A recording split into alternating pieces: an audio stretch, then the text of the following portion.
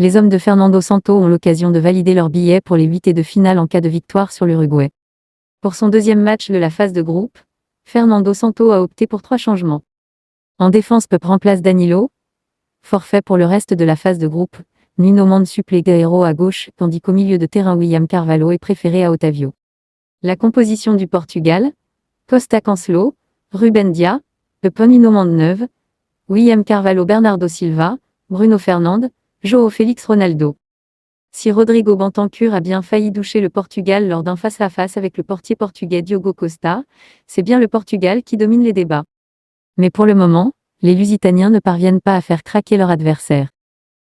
Terrible image qui ne ravira ni les supporters portugais, ni ceux du Paris Saint-Germain. Nuno Mendes a quitté la pelouse en pleurs après s'être blessé musculairement face à l'Uruguay. Une nouvelle blessure pour le latéral gauche portugais. Un striker s'est invité sur la pelouse peu avant l'heure de jeu de Portugal à Uruguay, avec un drapeau arc-en-ciel en faveur de l'inclusion et de la diversité. Il est immédiatement arrêté par la sécurité. Le Portugal ouvre le score. Bruno Fernandes, exilé sur le côté gauche, centre pour Cristiano Ronaldo qui part à la limite du hors-jeu et effleure le cuir de la tête pour tromper le portier uruguayen.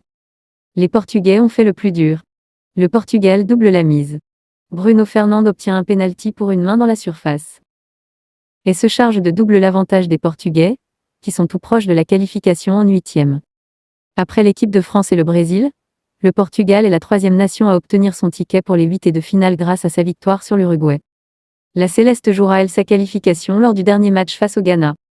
Résultat, blessure, déclaration. Retrouvez ici toutes les dernières infos sur l'actualité de la Coupe du Monde 2022 à l'occasion de cette 9e journée de compétition. De nouveau qualifiés pour les huitièmes, Nuno Mendes se blesse avec le Portugal.